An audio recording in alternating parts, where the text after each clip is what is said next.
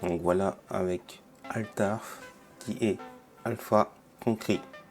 Et donc maintenant nous allons passer à l'étoile Acobène, donc Bêta Concret, type spectral K, une distance environ de 290 années-lumière, ce qui fait environ 89 parsecs.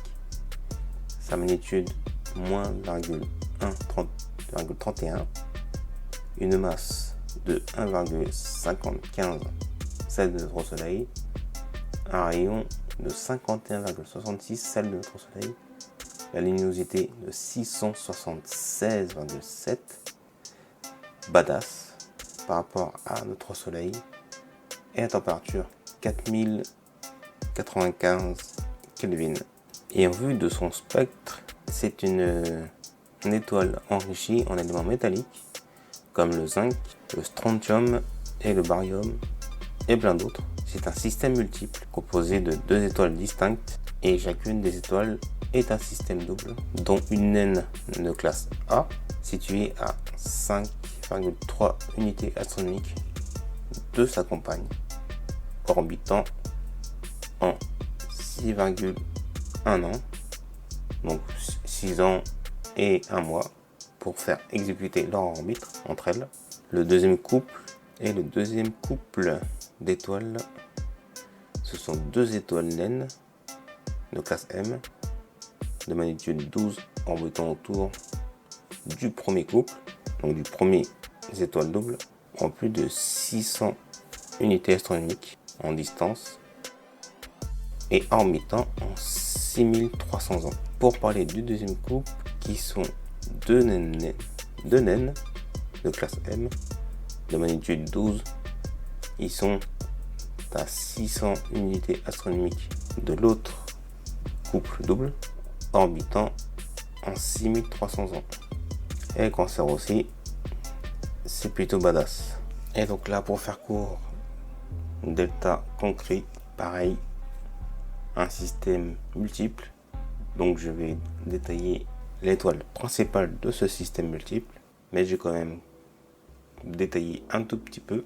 Donc l'étoile Tegmin, donc Tegmin alpha, bêta, deux étoiles de magnitude 5,6 et 6. Ils sont dans une danse de 60 ans, le temps de leur rotation en valse. Par contre, elles sont éloignées de 19 unités astronomiques. Ça, c'est pas mal aussi. Ensuite, il y a deux étoiles, par contre, appelées Charlie et Delta. Ils n'ont pas eu de nomination en grec. De magnitude 9,7. Ils tournent autour d'une autre étoile, Charlie. Ok, d'accord. Probablement en 17,6 ans. Apparemment, son orbite serait perturbée. Ensuite, il y a Taimin, une naine blanche, apparemment, qui pourrait être double, qui est située à 175 unités astronomiques de nous, et ce couple, probablement en système double, ou plus, se tournerait autour en 1115 ans. Ok, kiss my ass, en faisant comme ça. Et selon les recherches encore de certains astronomes, il y aura peut-être d'autres. Allez, la bise. Et on passe à Delta Concret, une info sur une seule étoile, de type K, donc environ 40 parsecs, magnitude de plus 0,93, une distance estimée à 131 années-lumière, la masse 1,71 celle de notre Soleil, un rayon 11 fois celle de notre Soleil, au niveau de la luminosité 52 celle de notre Soleil et une température de 4637 Kelvin. Et une toute petite info sur les étoiles que je parlais tout à l'heure, comme étoiles secondaires, comme Iota. Juste une petite info. Donc on en a une de type G et A à une distance de 298 années-lumière, donc environ 91 parsecs. donc estimé à 298 années-lumière de nous.